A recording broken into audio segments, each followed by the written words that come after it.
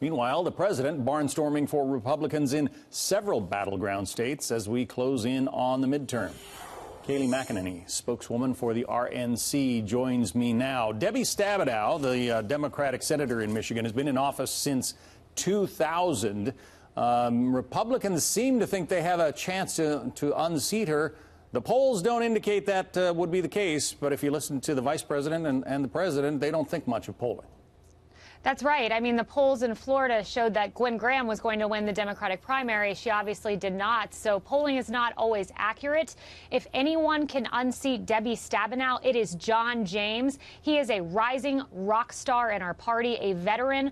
Michigan is a state that President Trump won. It's not a state that Republicans have won since the 80s, but President Trump did it. So defying history is our task, as the chairwoman of our party says repeatedly, but we can do it this year, and we can do it in Michigan. He's also a West Point graduate, a veteran of a couple of combat tours in Iraq, and a businessman. This is a guy who knows something about how to meet a payroll.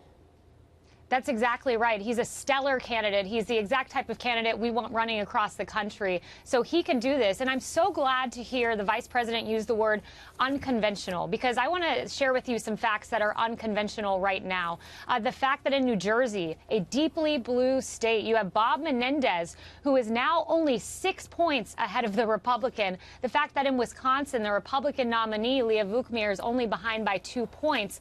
And the fact that in one of the bluest House districts in the country, in New York, John Katko, the Republican, is up by 15 points. That is unconventional. Those are definite trends toward the Republican Party and toward a red wave. So you don't think there's going to be a blue wave this time around in October? If Republicans turn out, there will not be a blue wave. We have to mobilize Republicans, and that's why President Trump, he's our secret weapon going into the midterms. We see what his endorsements do. They swing elections by 20 to 30 points. He's going to be out across the country. You named 3 states that he's going to be in coming up here on the campaign trail. So President Trump can mobilize the base and can defy history. Yeah, he's heading to Montana, among other places. How much of a swing do you see after the president makes an appearance? Oh, it's incredible. You look in Florida, Ron DeSantis was down by 15 points. There was a 35-point swing toward Adam Putnam. In the Georgia race, there was a 42-point swing towards the gubernatorial candidate there that won, the Republican. District in New York's 11th district, there was a 36-point swing. So this president swings elections by dozens and dozens of points. It's incredible. We've never seen anything like it. Ronald Reagan didn't have this ability. President Trump does. But he also has his detractors. How do you know that, those who dislike President Trump and dislike his politics don't go out to the polls and vote for, say, Debbie Stabenow in this case?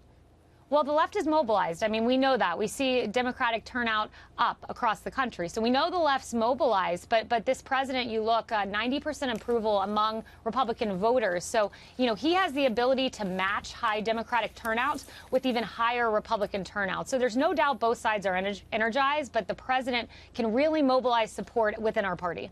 The president is taking on Google, claiming that it did not highlight his first address to Congress after he first became president, or his State of the Union address earlier this year. Google denies that, says they didn't do the joint session of Congress for President Barack Obama either. Where do you come down on this? Right. Well, Google, we are really, anytime you Google a political issue, there are anti-Trump stories. And, I was looking at a study done by a company that specializes in search engine optimization technology, and they studied 1,200 URLs and found that you're 40% more likely to get a left-leaning story on any given political issue. So there's data out there suggesting Google's biased. And my question to Google is quite simple. If you're not biased, if you're not banning conservative thought, why not testify before Congress? Because there is bipartisan outrage. Mark Warner, a Democrat, saying, why are you not sending your CEO here next week alongside Twitter and Facebook CEOs? So if you're not biased, very simple, Google, show up at Congress, explain yourself to us. Don't leave us all in an opaque situation. Don't leave us in the dark. But they are so powerful. They are the dominant search engine. How do you combat that if, in fact, that bias exists?